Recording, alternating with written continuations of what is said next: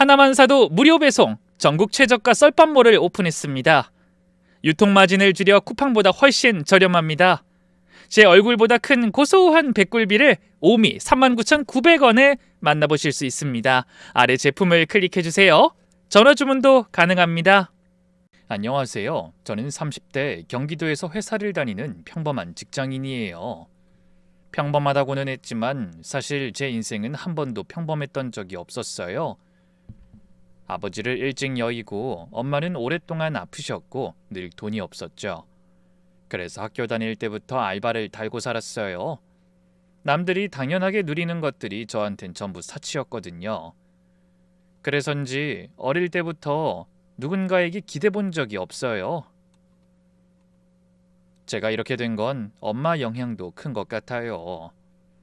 엄마도 남한테 손 안 벌리는 사람이거든요. 아무리 힘들어도 우리가 해결하자, 그게 엄마 입버릇이었어요. 누군가의 호의를 베풀면 먼저 드는 생각이 이걸 어떻게 갚지예요? 편하게 받아들이질 못하는 거죠. 스스로 해결하는 데 더 익숙한 사람이에요. 빚지는 것도 싫고 내 문제는 내가 안고 가야 한다고 생각하는 그런 성격이요. 그런데 최근에 제 인생이 완전히 뒤집힌 일이 있었어요. 솔직히 사연을 쓸까 말까 고민했는데 결국 쓰기로 한 건 엄마 때문이에요. 그렇게 엄청난 일을 겪고도 아무에게도 말하지 않고 살아온 분이거든요. 혼자 가슴에 묻고 딸한테조차 말하지 않았어요. 이건 엄마가 평생 숨겨온 비밀이 갑자기 터져버린 그날의 일을 지금부터 시작해 볼게요. 아버지는 제가 7살 때 교통사고로 돌아가셨어요. 아침에 출근하겠다고 간 아버지가 저녁에 싸늘한 모습으로 돌아왔으니까요. 보험도 없었고 재산이라고 할 것도 없었어요. 하루아침에 엄마와 저 딱 둘만 남게 됐죠. 그때부터 우리 집은 반지하 월세방이었어요. 햇빛이 안 들어서 곰팡이가 피고 겨울이면 창문에 성에가 끼는 그런 집이요. 엄마는 새벽부터 식당 설거지를 하고 낮에는 공장에 가고 저녁엔 출장 뷔페 보조일까지 나갔어요. 하루에 서너 시간밖에 못 잤을 거예요. 저는 학교 끝나면 혼자 집에 와서 찬밥에 김치를 올려 먹으며 엄마를 기다렸어요. 엄마가 돌아오면 새벽 2시쯤이었는데 그때까지 안 자고 기다릴 때가 많았어요. 그러다 제가 12살쯤 됐을 때 엄마가 쓰러지셨어요. 아침에 일어나 보니 엄마가 부엌 바닥에 누워 있더라고요. 식은땀을 흘리면서 얼굴이 하얗게 찔려서요. 어려서 구급차를 부르는 법도 제대로 모르던 제가 떨리는 손으로 전화기를 들었던 그 순간이 생생해요. 병원에서는 면역 이상이랑 신장 기능 저하라고 했어요. 치료는 받아야 하는데 비용이 우리 형편으론 감당할 수가 없었죠. 병원비 고지서를 받아든 저는 그 숫자가 얼마나 큰지 정확히는 몰랐지만 엄마 얼굴을 보고 알았죠. 절망이라는 게 이런 거구나. 그런데 그 무렵 이상한 일이 생겼어요. 어디선가 매달 돈이 들어오기 시작한 거예요. 한솔 나눔재단이라는 곳에서 온 후원금이었어요. 학비와 생활비, 엄마 치료비까지 포함돼 있었죠. 다만 후원자가 누구인지는 전혀 알 수 없었어요. 사실 엄마는 동네에서 꽤 유명한 분이셨어요. 음식의 신이라고까지 하면 과장이겠지만 손맛이 보통이 아니셨거든요. 변변한 재료가 없어도 엄마가 하면 근사한 한 끼가 됐죠. 동네에 경조사가 있으면 순덕씨 좀 불러와 라는 말이 자동으로 나올 정도였으니까요. 아버지가 돌아가신 뒤부터는 그 솜씨로 돈을 벌기 시작하셨어요. 이바지 음식 주문을 받고 돌잔치 음식을 만들고 출장 뷔페 보조로 나가고 큰 집안 행사에도 소개받아서 가셨어요.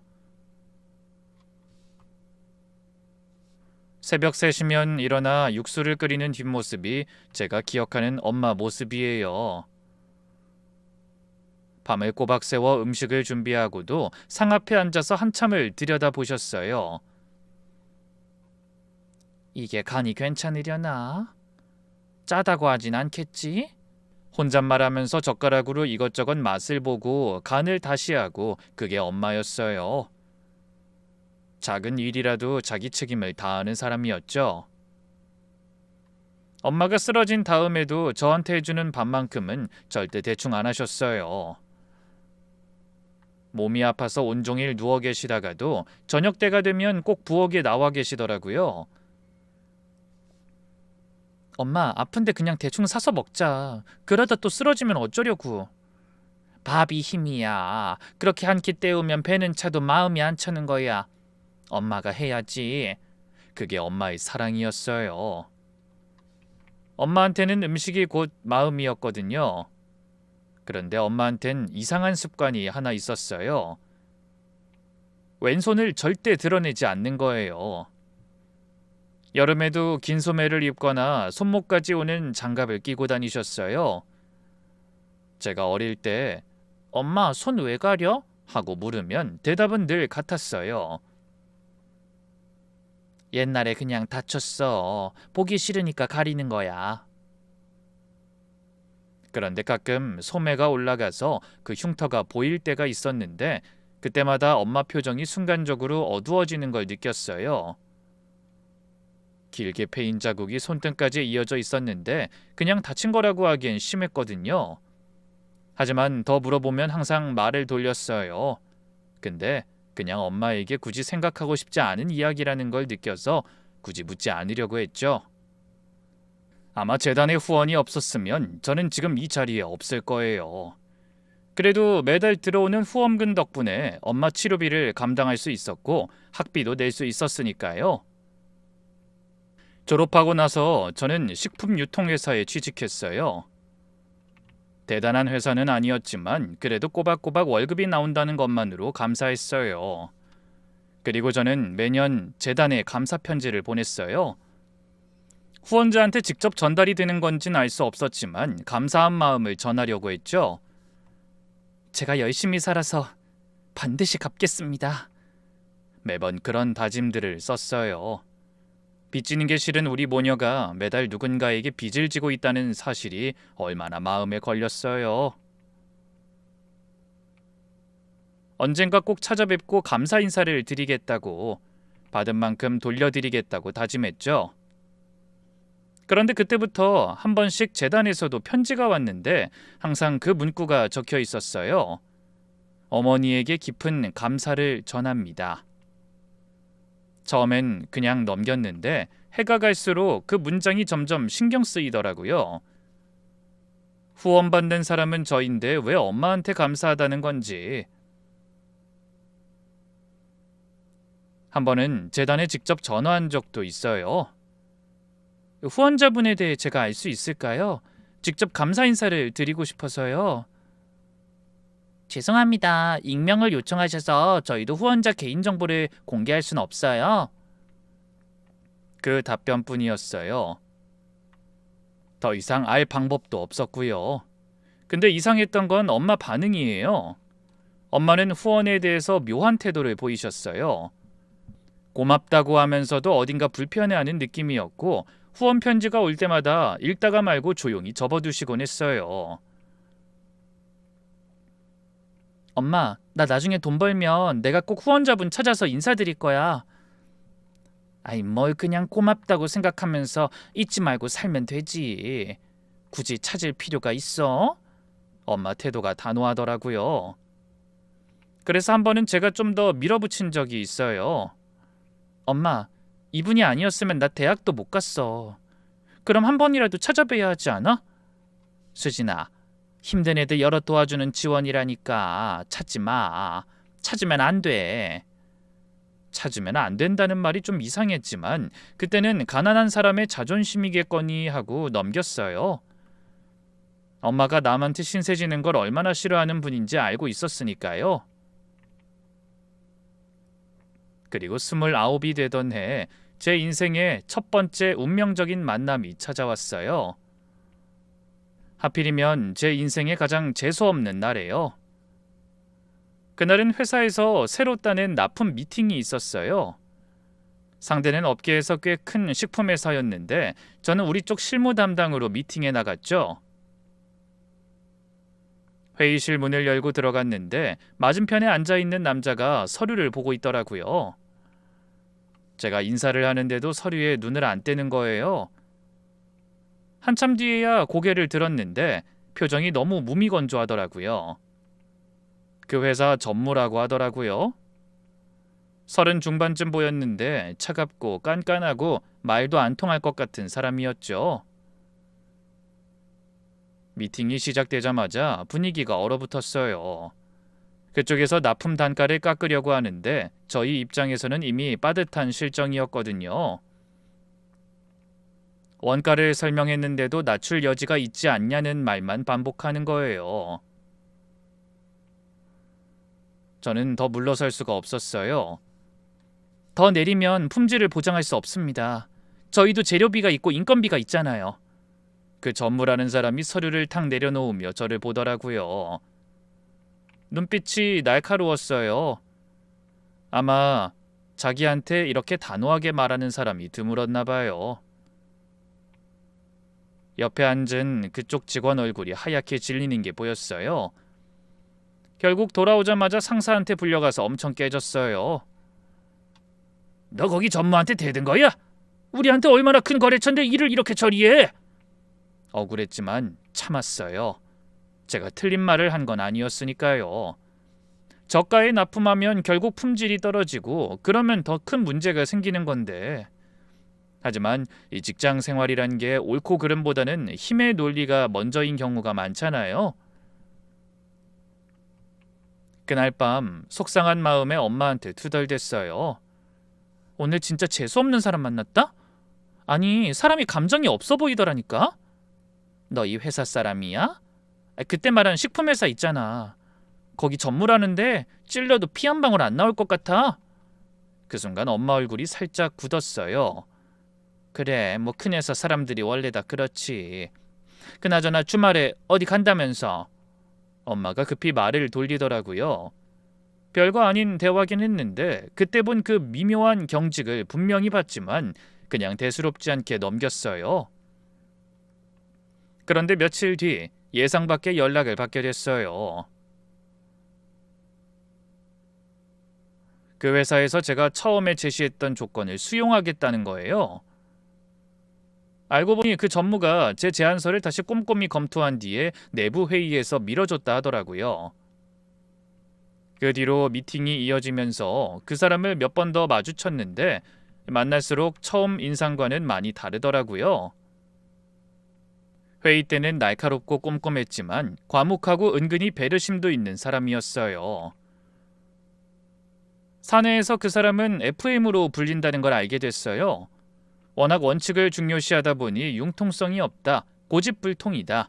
그래서 사내에서 외로운 위치에 있는 것 같더라고요. 더군다나 아버지 회사를 물려받아야 한다는 압박까지 있으니까요. 근데 그 외로움이 어딘가 모르게 저와 닮았다고 느꼈어요. 자기 기준이 확고해서 외로운 사람, 타협을 못해서가 아니라 타협하면 안 되는 선을 아는 사람인 거죠. 얼마 뒤에는 제가 야근하고 있었는데 책상 위에 갈비탕이 하나 놓여 있는 거예요. 근처 식당에서 포장해 온 것 같았는데 위에 무심하게 메모만 하나 붙어 있었어요. 밥은 먹고 일하세요. 딱 그것만 적혀 있었어요. 근데 순간 울컥했어요. 엄마가 하는 말과 똑같았거든요. 어떤 상황에서도 밥은 먹어야 한다고. 밥 먹는 사람이 이기는 거라고 했던 엄마 말이 겹치면서 코끝이 찡해졌어요.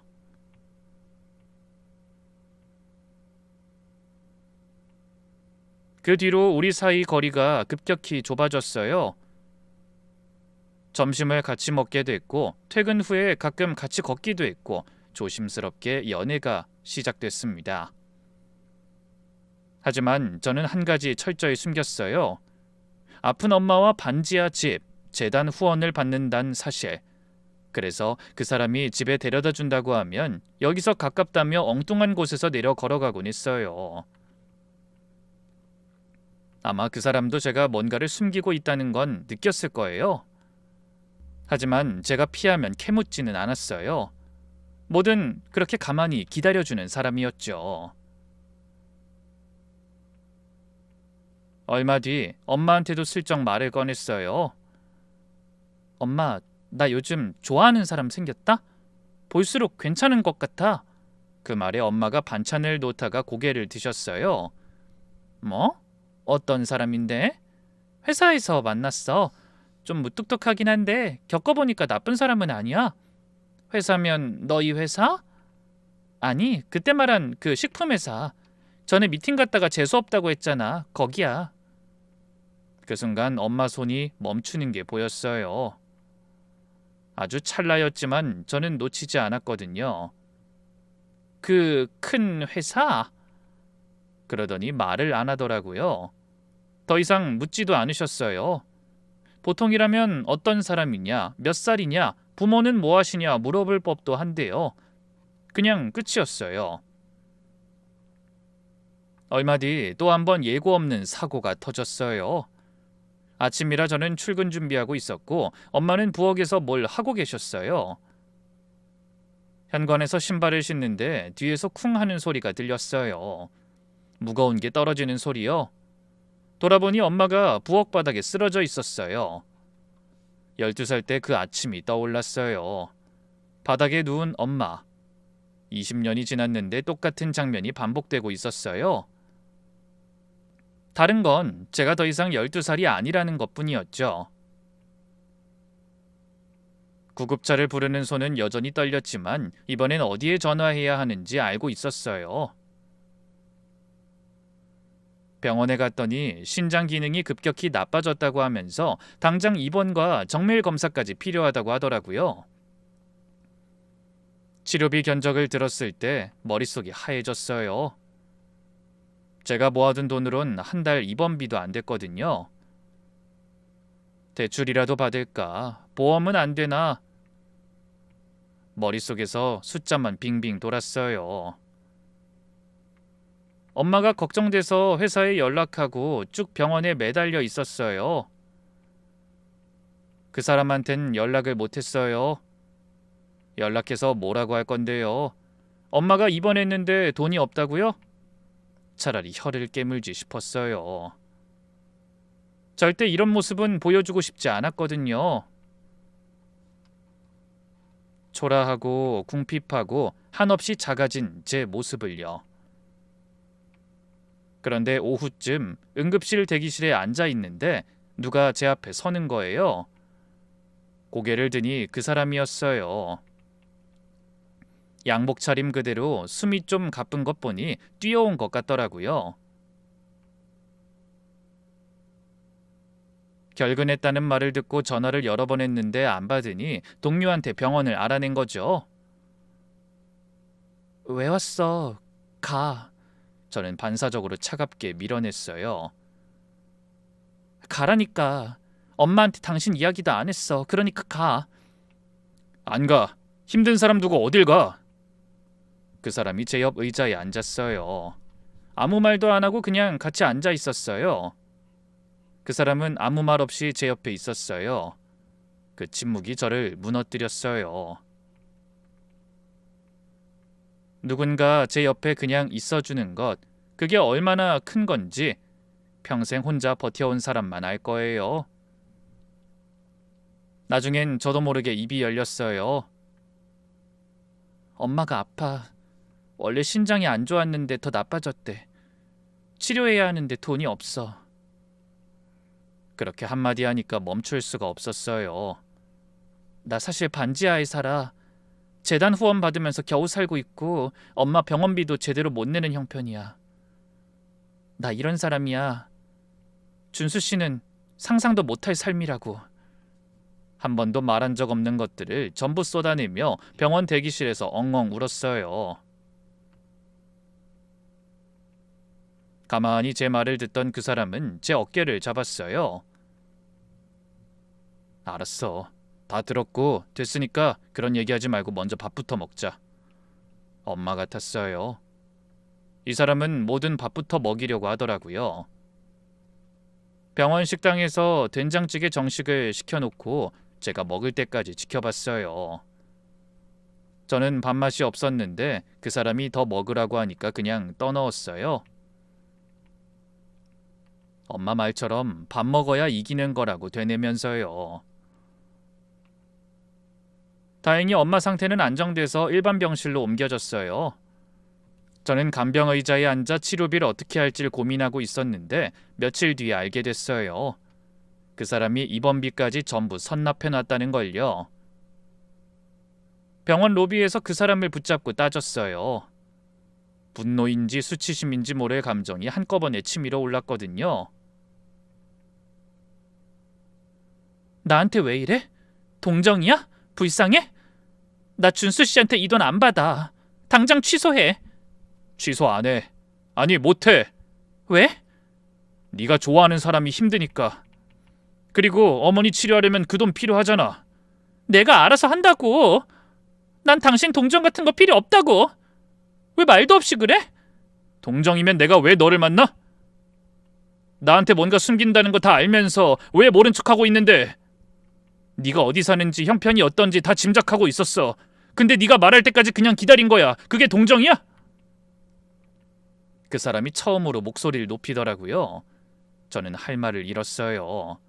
네가 반지하에 살든 후원을 받든 그게 뭐? 난 너를 좋아하는 거야. 무슨 상관인데? 그 말을 듣는 순간 화 뒤에 숨어있던 다른 감정이 올라왔어요. 태어나서 이렇게 괜한 자존심을 부리면서 밀어내는데도 끝까지 제 곁에 있겠다는 사람은 처음이었거든요. 며칠 뒤 엄마가 병실에서 눈을 떴어요. 의식이 돌아오고 좀 안정이 되셨을 때 제 옆에 그 사람이 앉아있는 걸 보셨어요. 아니, 옆에는 누구야? 엄마가 조용히 물으셨어요. 저는 잠깐 망설이다가 말했어요. 아, 제가 좋아하는 사람이에요. 엄마 걱정된다고 같이 있었어요. 처음으로 엄마 앞에서 그 사람에 대해 당당히 말한 거였어요. 엄마가 그 사람을 찬찬히 바라보셨어요. 뭔가를 평가하는 것도 아니고 그냥 오래 깊이 보기만 했어요. 그러다 한참 만에 엄마가 한마디 하셨어요. 그래, 밥은 잘 먹어? 나중에 집 한번 놀러와. 그 사람이 자세를 바로 하고 고개를 숙이며 대답했어요. 네, 뭐든 다 잘 먹습니다. 언제든 불러만 주세요. 정말 오랜만에 보는 엄마 미소였어요. 다행히 엄마 상태도 안정되고 퇴원 날짜도 바로 잡혔어요. 저는 회사에 복귀했고 그 사람과 관계도 어느 정도 정리가 됐어요. 더 이상 숨길 것도 숨기고 싶은 것도 없었으니까요. 반지하 집도 보여줬고 엄마 병 이야기부터 재단 후원 받는 것도 말했어요. 그리고 어느 날 엄마 병원 옥상에서 그 사람이 제 옆에 서더니 말했습니다. 나는 네 옆에 평생 있고 싶어. 프로포즈 치고는 너무 담백하죠? 반지도 없었고 꽃도 없었고 무릎도 꿇지 않았어요. 옥상 바람 맞으면서 나란히 서서 한 말이에요. 근데 그 말이 이 사람다웠어요. 꾸미지 않고 포장하지 않고 딱 할 말만 하는 사람이니까요. 저는 울면서 고개를 끄덕였죠. 그 다음부터 자연스럽게 집안 얘기가 나왔어요. 아무래도 결혼하려면 서로 부모님께도 인사를 해야 하니까요. 회장님, 아니 우리 아버지한테도 인사시켜줄게. 그 사람 아버지가 회장이라는 건 사귀기 전부터 이미 알고 있었어요. 근데 항상 아버지 말만 나오면 말수가 없어졌죠. 한 번은 사이가 어떻냐 물으니까 돌아온 대답이 이랬어요. 근데 아버지라고 불러본 적도 별로 없어. 그냥 속을 잘 모르겠는 분이야. 회사에서는 회장님, 집에서는 말을 잘 안 했대요. 어릴 때부터 서재에 들어박혀 혼자 뭘 하셨다고. 무섭거나 나쁜 분은 아닌데 항상 속을 모르는 사람이었대요. 아버지가 한솔재단 만들 때도 그랬어. 왜 갑자기 만들었는지는 아무도 몰라. 처음에는 그냥 사업 차원이겠거니 했는데 요즘 보면 그것도 아닌 것 같아. 그 말을 듣는 순간 온몸에 소름이 돋았어요. 그 한솔재단 당신 아버지가 만든 거라고? 응. 왜? 저는 그 자리에 주저앉았어요. 진짜로 다리에 힘이 풀렸거든요. 나 그 재단에서 후원받고 자랐어. 그 사람 표정이 얼어붙었어요. 처음 보는 얼굴이었어요. 항상 덤덤하던 사람이 입을 벌린 채 말을 못하더라고요. 아까까지만 해도 세상에서 제일 행복했던 그 공기가 완전히 바뀌어 있었어요. 그때부터 제 머릿속은 소용돌이 치고 있었죠. 20년간 나를 키워준 돈이 바로 이 사람 아버지에게서 나온 것. 엄마 치료비, 학비, 생활비도 전부 이 집안 돈인데 그럼 나와 이 사람의 만남은 뭐지? 이 결혼 못해. 안 되겠어. 제가 먼저 말했어요. 사람들이 어떻게 볼지 생각해봐. 거기서 후원받던 사람이 후원자 아들한테 시집 간다고? 다 뭐라고 하겠어? 아니, 당신 식구들도 진짜 우리가 좋아한데도 아무도 안 믿을 거야. 그게 왜 우리 사이를 바꿔? 내가 너를 만난 건 재단이랑은 아무 상관없잖아. 남들은 그렇게 안 본다고. 제가 소리쳤어요. 그런데도 그 사람은 제 손을 놓지 않았어요. 아니, 남들이 어떻게 보든 무슨 상관인데. 난 그런 문제로 당신 놓치기 싫어. 저는 그 손에 뿌리쳤어요.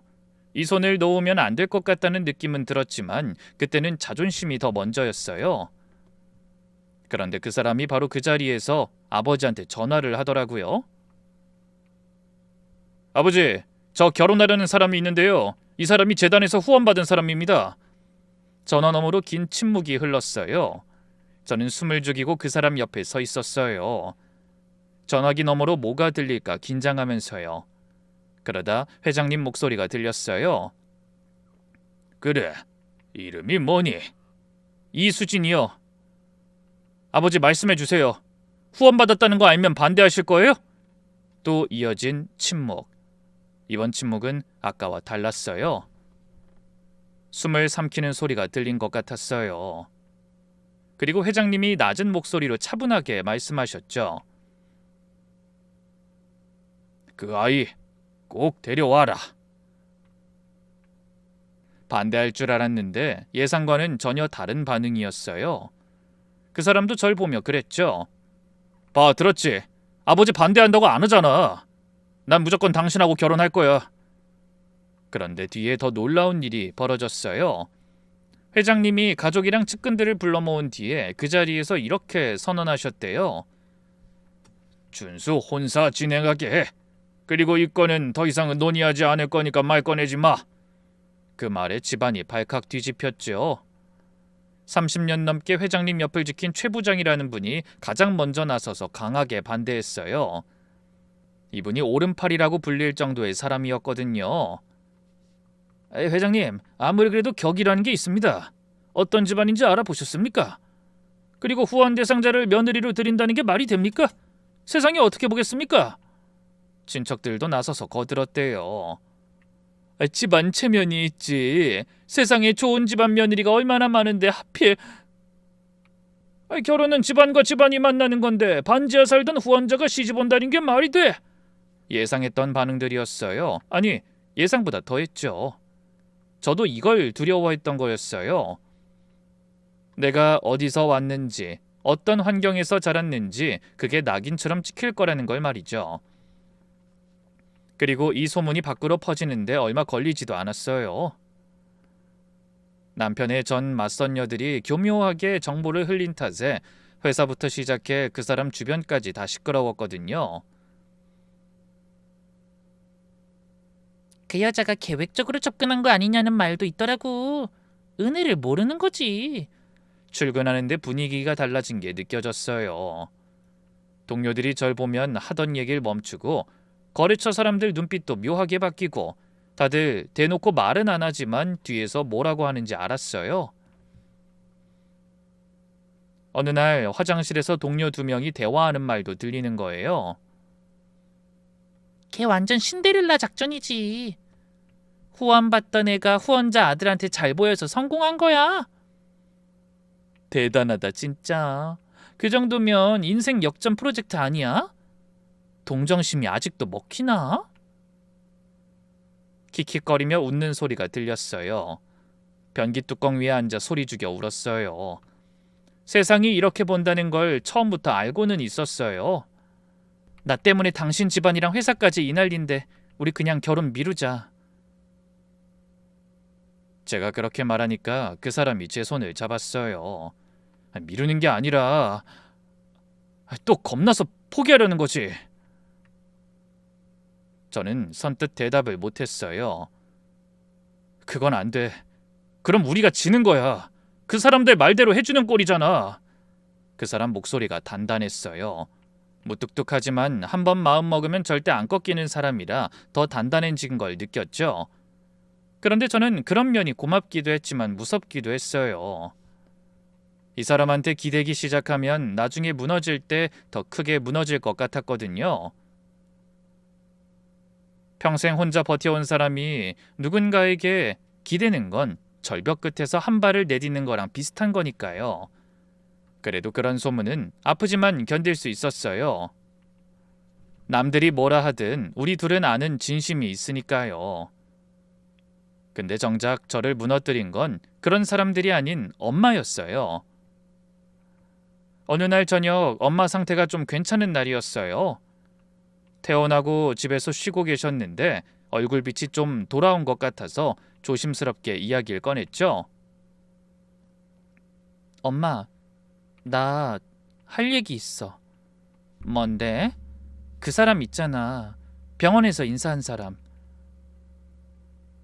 나 그 사람이랑 결혼하려고. 엄마가 저를 보셨어요.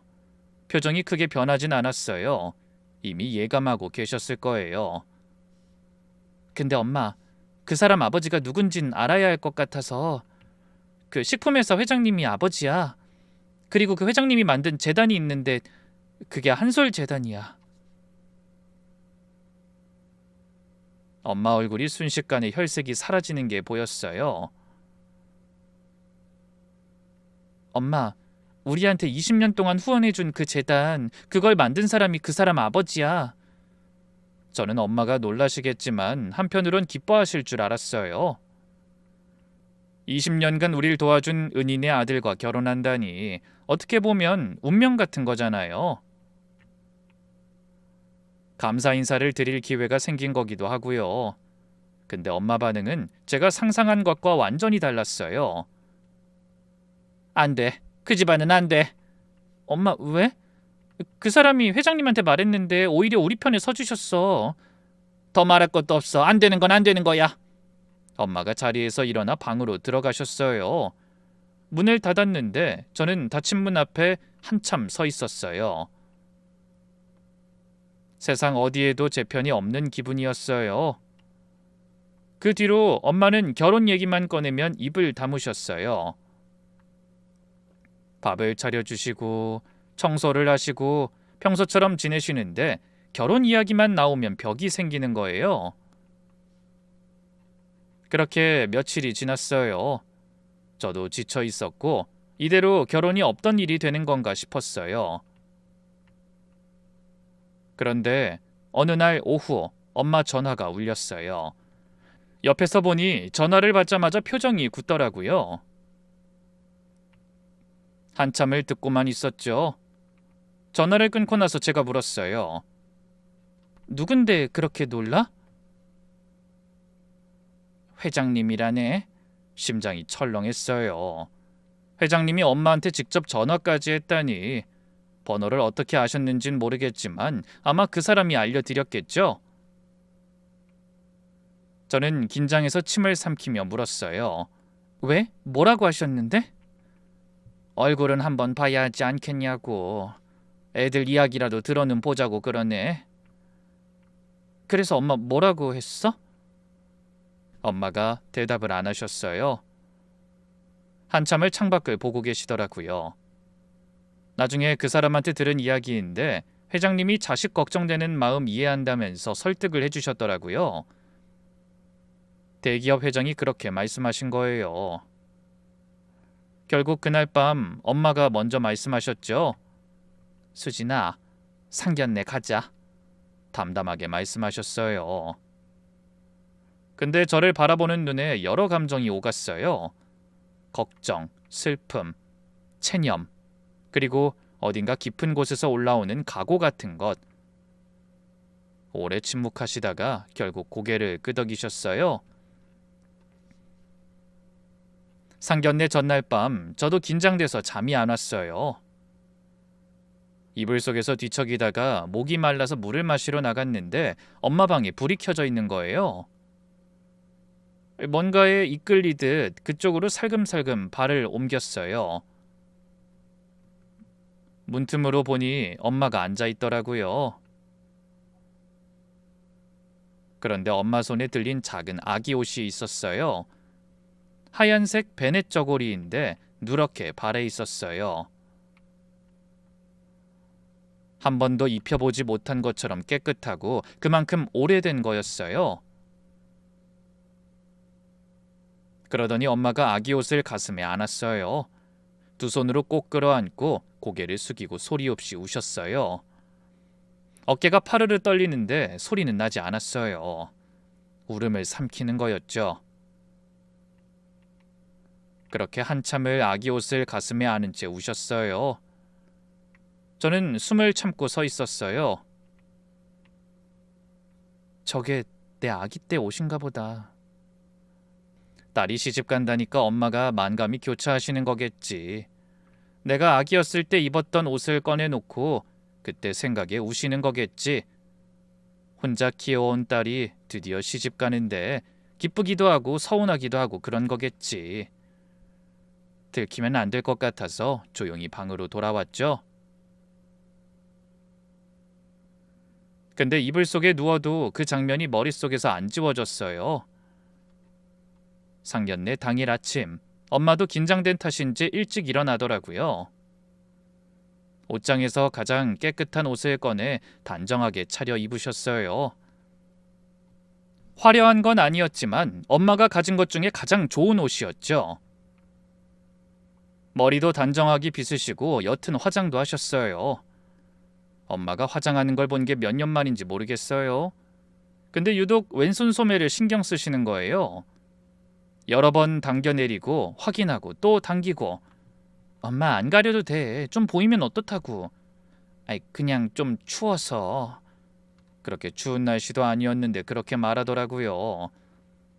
현관문을 나서기 전 엄마는 거울 앞에 서시더니 자기 얼굴을 한참 들여다보셨어요.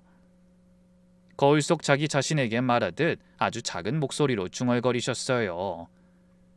20년이구나. 택시를 잡아 타고 상견례 장소인 한정식 집으로 향했어요. 차 안에서 엄마가 제 손을 잡았어요. 근데 엄마 손이 얼음장 같더라고요. 저는 엄마 손을 꼭 잡으며 말했어요. 엄마, 많이 긴장했어? 괜찮아. 나도 되게 떨려. 그랬더니 엄마가 갑자기 뜬금없는 말을 하더라고요. 수진아, 무슨 일이 있어도 엄마는 너를 세상에서 제일 사랑하는 거 알지? 뭐야 갑자기. 당연히 알지. 그래, 그럼 됐어. 이상했어요. 상견례 가면서 할 말은 아닌 것 같았는데 마치 무언가를 준비하는 사람의 말 같았거든요. 몇 분 뒤 차가 한정식 집 앞에 멈췄어요. 저는 엄마를 부축하며 내렸죠. 유독 그날따라 엄마 발걸음이 느렸어요. 안내받은 곳으로 갔더니 안에 두 사람이 앉아 있었어요. 그 사람은 저처럼 잔뜩 긴장한 표정이었고 회장님은 단정한 양복 차림에 꼿꼿한 자세로 앉아 계셨어요. 70대 초반의 연세에도 눈빛이 또렷하신 분이었죠. 안녕하세요. 처음 인사드려요. 이수진입니다. 제가 먼저 인사드렸어요. 회장님이 자리에서 일어나시면서 고개를 끄덕이셨어요. 어서 오세요. 먼 길 오시느라 고생하셨어. 낮고 무게 있는 목소리였어요. 근데 어딘가 긴장한 기색이 있었어요. 수많은 사업으로 많은 사람들도 만나고 협상을 해오신 분이 긴장하고 계시다는 게 느껴졌죠. 저는 뒤에 있던 엄마 팔을 잡고 부축하며 방 안으로 들어섰어요. 회장님이 엄마를 보더니 일어서 다가오셨어요. 인사를 하시면서 자연스럽게 손을 내미셨어요. 상견례 자리니까 어른끼리 악수를 하시려는 거였죠. 엄마가 잠깐 망설이다가 손을 내미셨어요. 회장님이 두 손으로 감싸 잡으셨어요.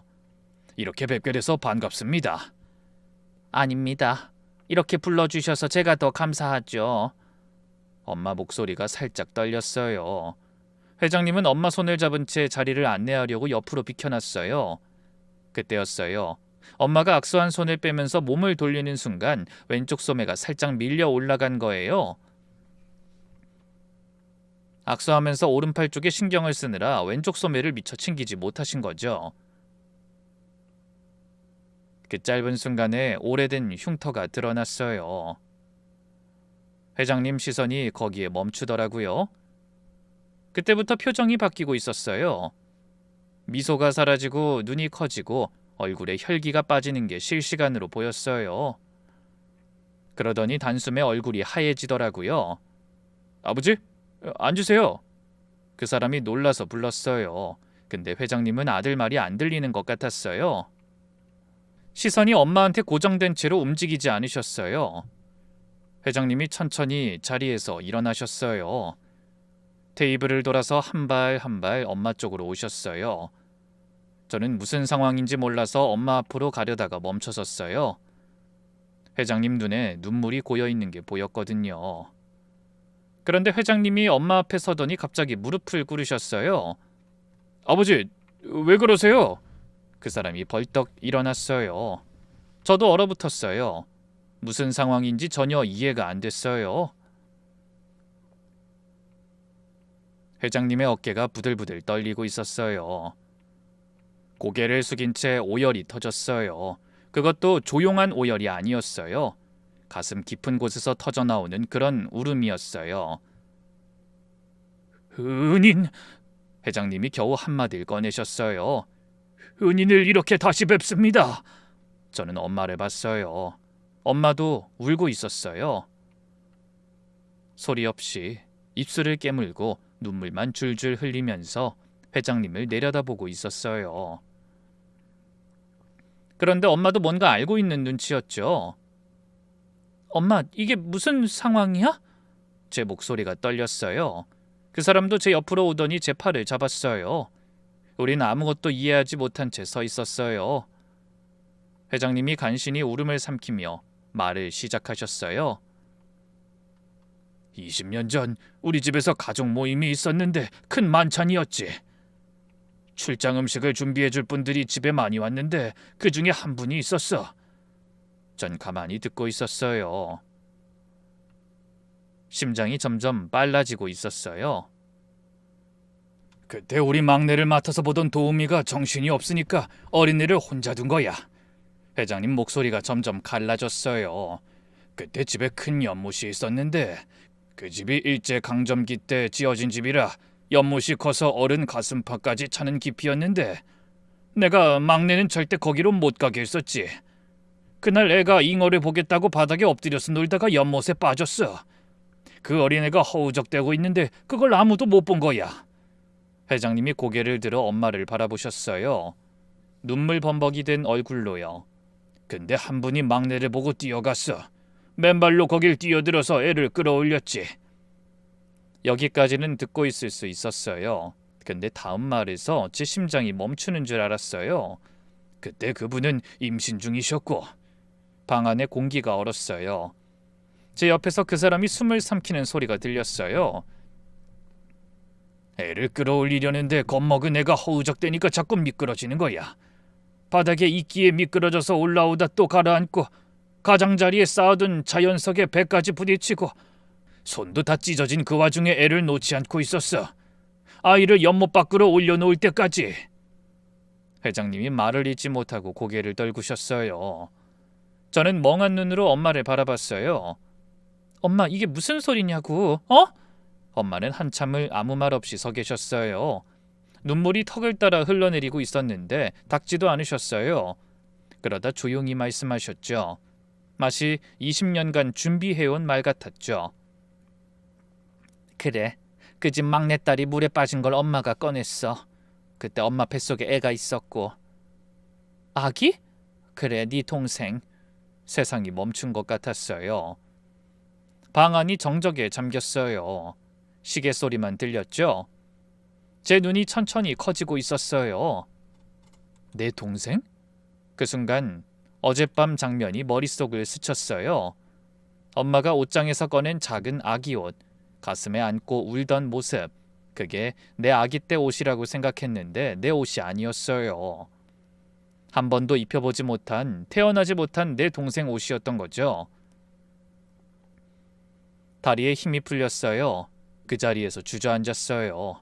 옆에 있던 그 사람이 절 붙잡았어요. 근데 저는 그 사람 목소리가 멀리서 들리는 것처럼 느껴졌어요. 머릿속에서 20년치 기억이 한꺼번에 재생되고 있었거든요.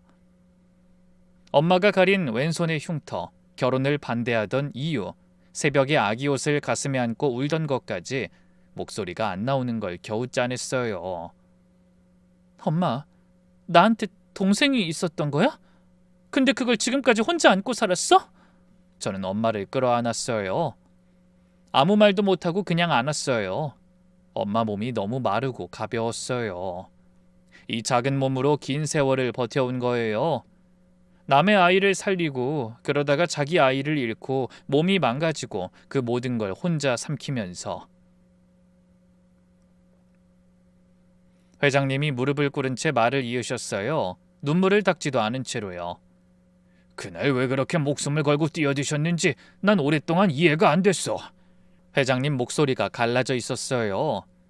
남의 집에 하루 일하러 온 분이 임신한 몸으로 깊은 물에 뛰어드는 게 보통 일이 아닌데, 이 사람이 물에 빠지면 본능적으로 뛰어드는 경우도 있지만 아무리 그래도. 회장님이 엄마를 가만히 바라보셨어요. 나중에야 알았지만 우리 어떻게든 살리겠다고 뛰어든 이유를. 저는 엄마를 아는 채로 고개를 돌려 회장님을 봤어요. 우리 막내 이름이 수진이요. 그 이야기에 시간이 그대로 멈추는 것 같았어요. 뭐라고요? 우리 막내딸 이름도 정수진이요. 저는 엄마를 봤어요. 엄마 얼굴에 뭐라 표현할 수 없는 빛이 떠올랐어요. 엄마? 엄마가 천천히 고개를 끄덕이셨어요. 그때 네 아버지 막 돌아가셨을 때야. 뱃속에 애가 있는데 당장 돈을 벌어야 하니까 몸이 어떻든 일을 나간 거지. 그날 주방에서 일하고 있었는데 밖에서 무슨 소리가 들리더라고. 엄마 목소리가 아주 낮았어요. 몇십 년 만에 처음 꺼내는 이야기라서 그런지 한마디 한마디가 무거웠어요. 수진아, 수진아 하고 부르는 소리가 들렸어. 처음엔 귀를 의심했지. 우리 딸 이름도 수진인데 여기서 왜 내 딸 이름이 나오지 하고 보니까 그 집 막내딸도 수진인 거야. 그 소리를 듣는 순간 머리가 아니라 몸이 먼저 움직이더라고요. 엄마가 잠시 말을 끊었어요. 괴로운 그날의 기억이 떠오르는 것 같았죠. 그 조그만 애가 물에서 허우적대는 게 보이는데 내 귀에는 자꾸 수진아 수진아 그 소리만 들려. 내 딸이 빠진 것 같았어. 뱃속에 아이가 있다는 것도 위험하다는 것도 그 순간엔 아무 생각이 안 났어. 그냥 수진이를 꺼내야 한다는 것밖에. 방 안이 조용했어요. 숨소리밖에 안 들렸어요. 그때 엄마가 말씀하셨죠. 그 아이를 처음 본 순간부터 그래서 마음이 갔나 봐. 주방에서 일하면서도 그 아이가 뛰어다니는 게 자꾸 눈에 들어왔거든. 우리 수진이만 할 때인데 하면서 혼자 노는 게 안쓰러워서 간식을 챙겨주기도 했고. 그런 아이가 물에 빠졌으니까. 엄마가 저를 바라보셨어요. 엄마는 후회 안 해. 다시 그 상황이 와도 똑같이 했을 거야. 저는 아무 말도 못했어요. 겨우 숨만 쉬고 있었죠. 회장님이 이어서 말씀하셨어요. 그 사고가 나고 은인을 찾으려 수소문을 했지. 근데 도우미가 겁이 나서 사고를 축소보고했어. 자기가 아이를 혼자 두고 나갔다는 게 들킬까봐 그날 온 분들도 업체에서 온 게 아니라 아름아름 알고 온 사람들이라서 기록도 불분명했고 결국 은인이 임신한 여자분의 왼손에 상처가 있다는 것밖에 알 수 없었어. 그렇게 찾지 못한 채 몇 년이 흘렀는데 그 빚을 안고 살다가 재단을 만들었지. 그 빚을 세상이라도 갚잔 마음으로. 회장님이 잠시 숨을 고르셨어요. 그러다 몇 년 전쯤 그 도우미한테 연락을 받았어. 회장님이 저를 물끄러미 바라보셨어요. 그 사람이 죽기 전에야 말해주더라고. 그날 자기가 자리를 비운 사이에 무슨 일이 있었는지. 다른 사람한테 들은 말이 그 아주머니가 자기 딸 이름이랑 같다면서 잘 챙겨줬다고. 그 말을 듣는 순간 가슴이 무너지더라고. 은인한테 딸이 있고 그 딸도 수진이란 거야. 그래서 남의 아이를 내 아이처럼 느끼고 목숨을 걸었구나 라고 알았지. 그때부터 다시 찾기 시작했어. 근데 20년이 넘게 지난 일이라 쉽지가 않았는데 그러고 보니까 재단 후원 대상자 중에 수진이란 아이가 몇 보이더라고. 회장님이 저를 측은한 표정으로 바라보셨어요. 이수진, 부친 사망, 모친 만성질환, 극빈층. 처음 후원을 시작했을 땐 그냥 사정이 딱해서 올린 이름이었어. 근데 도우미한테 양심 고백을 듣고 나니까 그때부터 심장이 뛰더라고. 이 아이가 혹시 그분의 딸이 아닐까? 어머니가 만성질환을 앓고 있다는 것, 아프기 시작한 시기도 사고쯤이랑 딱 맞고 또 이름도 수진이고. 확신은 없었어. 이름이 같다는 것, 시기가 맞다는 것 그것뿐이었어. 증거라고 할 것도 없었지. 근데 혹시나 하는 그 마음 하나로 그냥 그때부터 편지에도 그 문구를 넣기 시작했지. 혹시나 하는 그 마음이 결국 안 사라지더라고. 회장님의 눈에서 다시 눈물이 흘렀어요. 전 그제야 이해했어요. 후원 편지에 매번 적혀있던 그 문구. 어머니에게 깊은 감사를 드립니다. 그 말이 형식적인 인사말이 아니었던 거예요. 누군가의 간절한 기도였던 셈이죠. 혹시 당신 어머니가 내 딸을 살려주신 그 은인이라면 이 감사를 전해달라는 20년간 매번 확신 없이 이름 하나를 붙들고 보낸 한 줄. 그리고 엄마가 결혼을 반대한 진짜 이유도 그제야 이해했어요. 엄마, 그래서 결혼도 반대한 거야? 이 사실이 알려지면... 엄마가 고개를 끄덕이셨어요. 응, 혹시나 그 집에서 빚 갚으려고 널 며느리로 받아들인 거다. 엄마 일 때문에 그런 부잣집에 시집 간 거다. 그게 싫었어. 네 성격에 그걸 알면 더 힘들어할 것 같아서. 엄마 목소리가 떨리고 있었지만 눈빛은 단단했어요. 내 딸이 동정받는 거 말고 당당하게 사랑받는 거, 그게 엄마가 원하는 거였어. 그 말을 듣고 그 사람이 자리에서 일어났어요. 테이블을 돌아와서 엄마 앞에 무릎을 꿇었어요. 회장님 옆에 나란히 두 사람이 붙어 앉았죠.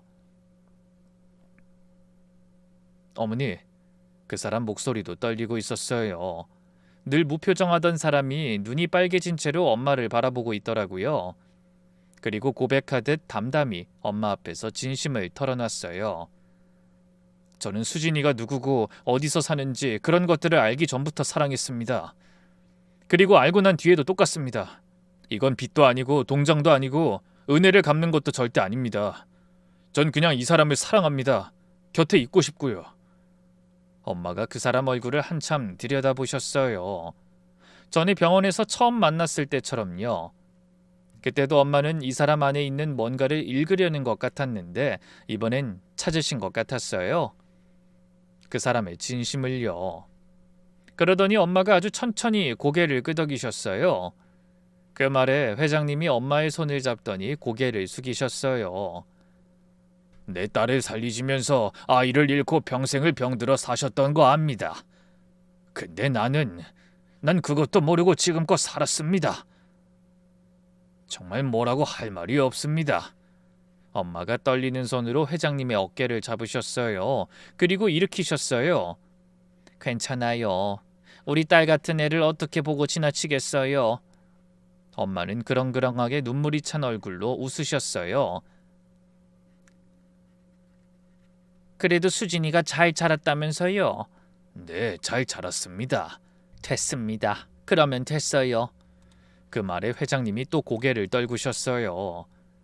평생 그렇게 꼿꼿하게만 살면서 이렇게 우신 적이 있었을까 싶을 정도로요.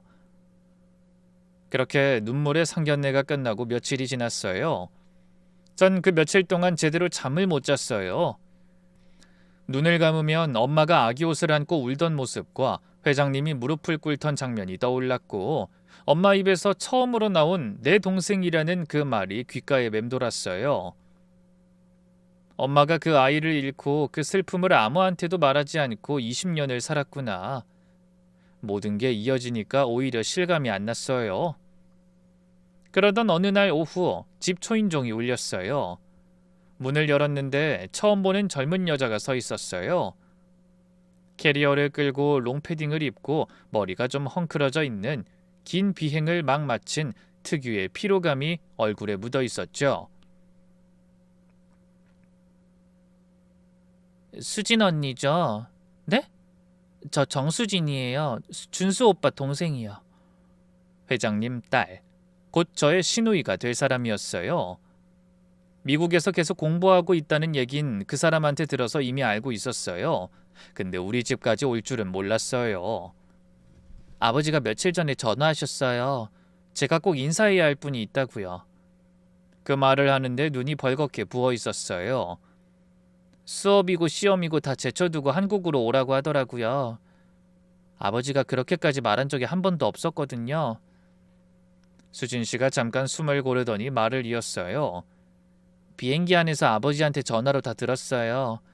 제가 어렸을 때 연못에 빠진 거, 그때 어떤 분이 저를 구해주신 거, 그분이 임신 중이셨다는 거, 그리고 목소리가 떨렸어요. 저를 살리면서 아기를 잃으셨다는 거. 수진 씨가 부은 눈을 가리면서 억지로 웃었어요. 근데 그 웃음이 금방 무너졌어요. 혹시 어머니 좀 뵐 수 있을까요? 저는 수진 씨를 집 안으로 안내했어요. 엄마는 방에 계셨는데 낯선 손님을 보고 고개를 갸웃하셨어요. 누군지 모르시는 표정이었어요. 엄마, 이분이 그 수진 씨야. 어? 회장님 딸. 20년 전에 엄마가 살려준. 말을 채 끝내기 전에 엄마 표정이 바뀌었어요. 천천히 놀람과 떨림과 그리고 어떤 그리움 같은 것이 한꺼번에 떠올랐어요. 수진 씨가 엄마 앞에 섰어요. 한참을 가만히 서 있었어요. 할 말을 잔뜩 준비해 왔을 텐데 엄마 얼굴을 보는 순간 아무 말도 못하는 게 보였어요.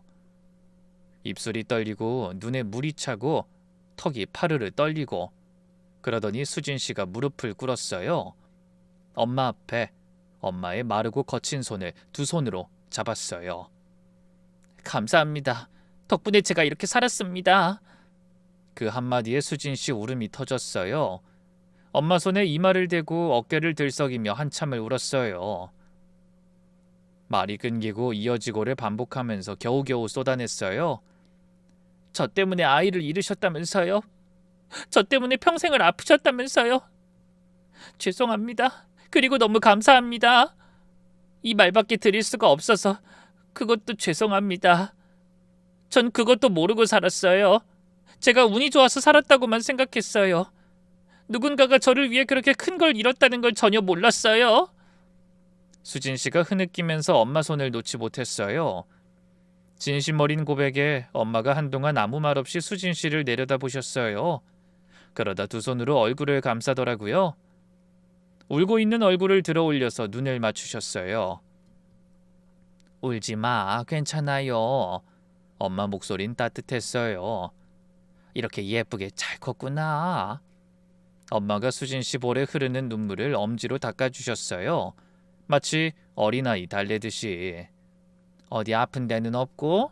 네, 건강해요. 공부도 잘하고 있고. 네, 그래요. 그거면 됐어. 이렇게 잘 커줘서 나도 고마워요. 엄마가 웃으셨어요.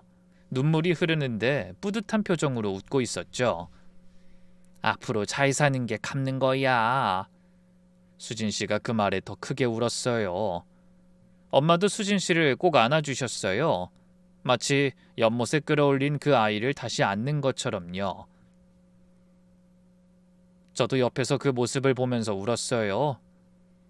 엄마는 손을 뻗어 저를 끌어당기며 안았어요. 한쪽 팔에는 수진 씨를, 다른 팔에는 저를 안고 엄마가 말씀하셨어요. 우리 이제 다 같이 행복하게 잘 살면 되는 거야. 미안한 마음 같은 거 없이. 응, 엄마 그럴게. 그래, 이제 좋은 일밖에 없어. 그리고 결혼식 날이 왔어요. 패백상 위에 음식이 놓여 있었어요. 엄마가 손수 다 만든 패백 음식이에요. 제가 엄마 몸도 안 좋은데 사서 하자고 했더니 엄마가 그러셨어요. 엄마가 할 수 있는 게 이것밖에 없는데 우리 딸 보내는데 이건 엄마가 해야지. 그게 엄마예요. 음식이 곧 마음인 사람. 밥을 차리는 것이 사랑의 전부인 사람. 패백상 위에 놓인 음식을 본 회장님이 한 젓가락 드시더니 고개를 숙이셨어요. 또 우셨어요. 자기 집 만찬을 위해 음식을 준비했던 그 손, 자신의 딸을 살린 그 손으로 이제 며느리 패백 음식을 차린 거니까요. 저는 울면서 절을 올렸어요. 그 사람이 옆에서 같이 절을 했고요. 수진 씨는 하객석 맨 앞줄에 앉아서 엄마에게 깊이 고개를 숙이고 있었어요. 그렇게 후원자, 은인, 사돈이라는 관계까지 인연이 이어졌어요.